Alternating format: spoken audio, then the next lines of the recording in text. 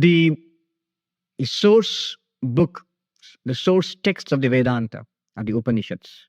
In fact, the definition of Vedanta, the traditional definition of Vedanta is Vedanta Nama Upanishad Pramanam. What is Vedanta? If you ask a classical Sanskrit scholar, what is Vedanta? He'll say Vedanta is the source of knowledge known as the Upanishads. Vedanta means Upanishads, the texts called Upanishads. What are these Upanishads? They are part of the fundamental spiritual texts, religious texts, the scriptures of the Hindus, the Vedas. The four Vedas, Rig Veda, Sama Veda, Yajur Veda, Atharva Veda, these are the fundamental, the core spiritual, the scriptural texts of the Hindus. And these Vedas are vast, there's a vast corpus of literature. Most of them deal with rites, rituals. Many of us, we have seen in the Vedanta societies, the fire sacrifice which is performed, the Homa fire. So that traces its origins back to the rituals of the Vedas. Now, towards the end of the Vedas, sometimes in the middle of the Vedas, you find these texts which set forth the highest philosophical wisdom. So these texts are called Upanishad or Vedanta, the culmination of Vedanta, the end of Vedanta. Sometimes they're literally at the end of certain Vedic Samhitas, sometimes they're in the middle, but they set forth the highest wisdom of the Vedas. So they are called Vedanta, the end, the culmination, the highest knowledge, Vedanta. Veda literally means knowledge. Here it means spiritual knowledge. There are many Upanishads.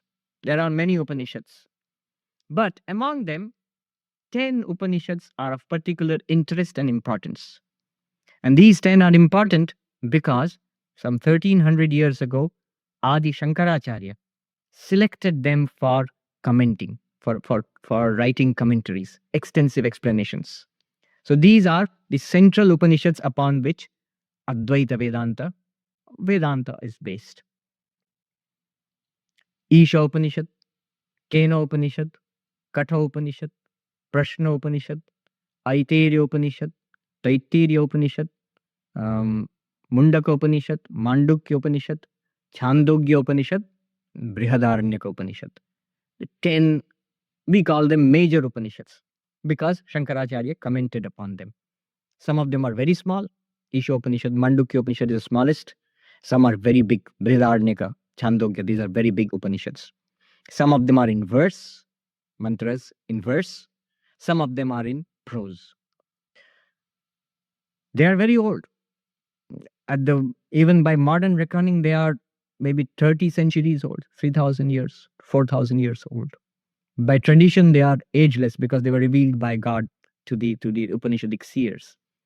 They are records of spiritual experiences, timeless spiritual experiences coming through the sages of the Upanishads, the rishis. They have been set forth in poetic language there. And the essence of the Upanishads was taken by Sri Krishna and set forth in the book, which is the most well-known book of the Hindus, the Bhagavad Gita. So the Bhagavad Gita, the song of God, God here means Krishna. The song of God, Bhagavad Gita, is the essence of the Upanishads.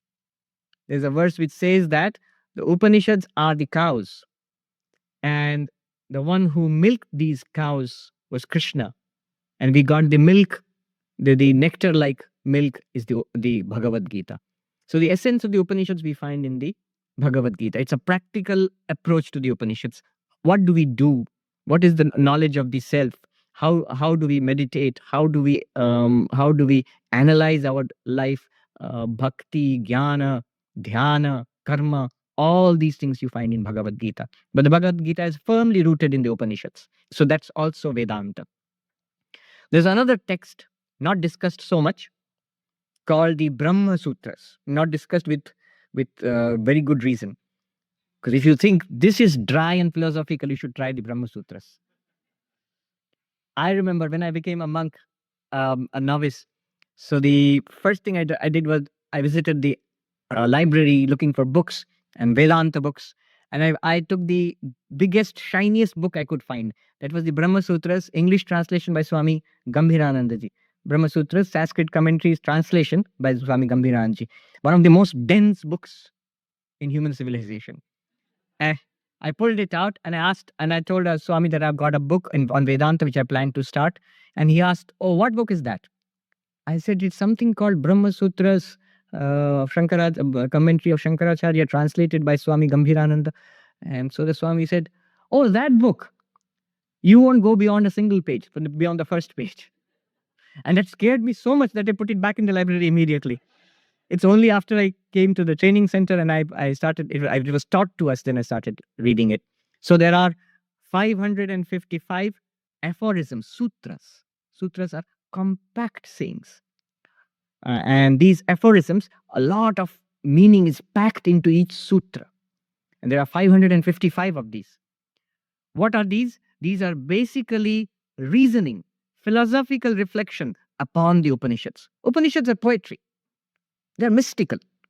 Now, if you want to understand them, if you have got questions about it, we talk about Brahman, existence, consciousness, bliss. Where is this blessed Brahman? You say the world is false. How is the world false? And what do you mean the world is false? In what sense is it false? I am not the body and the mind. I am spirit. What is spirit? How am I not the body and the mind? The aim of life is God realization. What do you mean by God realization? Can you precisely tell us? All these things are discussed threadbare. I can see a lot of interested looks, but I warn you. First, let's finish this before we go into the Brahma Sutras. Now, Shankaracharya, he wrote commentaries on the Upanishads, on the Bhagavad Gita, and on the Brahma Sutra. And these Upanishads, the Bhagavad Gita and Brahma Sutra, taken together with the commentaries, are called Prasthanatraya, the threefold canon of Vedanta. The threefold canon, the canonical texts of Vedanta, central texts of Vedanta, the Upanishads, Bhagavad Gita, and Brahma Sutras. Especially when we consider Vedanta as a philosophical system, the Brahma Sutras are important. So Brahma Sutras with Shankaracharya's commentary forms the basis of the philosophical system known as Advaita Vedanta, the non-dual interpretation of Vedanta. There are other types of Vedanta, different flavors of Vedanta, if you will. Different flavors. You go to a shop, ice cream shop, you have a lot of different flavors of ice cream. So there are different flavors, different types of Vedanta, depending on the interpretation, especially on the interpretation of the Brahma Sutras. So Shankaracharya's commentary, Brahma Sutra Bhashya, is the basis of the philosophy of non-dual Vedanta, Advaita Vedanta. There were others. Ramanujacharya, the great qualified non-dualist. He wrote the Sri Bhashya commentary on the Brahma Sutras. And that forms the philosophical basis of the system known as Vishishtadvaita Vedanta. Madhvacharya wrote the Purna Prajna Bhashya on the same Brahma Sutras, which forms the basis, the philosophical basis of the great system known as Dvaita Vedanta. Nimbarkacharya, he wrote a Bhashya called the Vedanta Parijata Bhashya on the Brahma Sutras, which forms the basis of the system known as Dvaitadvaita Vedanta. Vallabhacharya wrote the Anubhashya on the Brahma Sutras, which forms the basis of another system of Vedanta called Shuddhadvaita Vedanta. And there are others too. There is the Govinda Bhashya on the Brahma Sutras, which forms the basis of Achintya Bheda Veda, the philosophical system of the Gauriya Vaishnavas. If that doesn't draw any sign of recognition, I just ISKCON, the Hare Krishnas. So they are rooted in their tradition is rooted in the Gaudiya Vaishnava tradition, which is a stream of Vedanta, which has Achintya Bheda Vedanta at its core. So these are varieties of Vedanta. And what we are studying, what we teach primarily is Advaita Vedanta, the non-dual Vedanta of in the lineage of Shankaracharya. Now, if all this sounds formidable, it is formidable. Let me not make it, no Vedanta light here. It is formidable. So for that reason, the great masters of Vedanta, they wrote introductory texts. They wrote texts which makes our entry into this formidable citadel much easier. And these introductory texts are called Prakarana Granthas. Prakarana Granthas, introductory texts.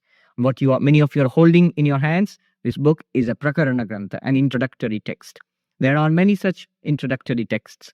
Among them, a very famous text is Vedanta Sara. Another text is Vedanta Paribhasha. Another well-known introductory text, Prakarana Grantha, is Viveka Chudamani. And there are others. Shankaracharya himself wrote a few. Aparoksha Anubhuti, Upadesha Sahasri, Atma Bodha. These are all Prakarana Granthas. They are all introductory texts. They introduce you to certain areas of Vedanta. They either give you a bird's eye view, or certain important areas of Vedanta. They are introduced for the benefit of the beginner. So this is what we are studying.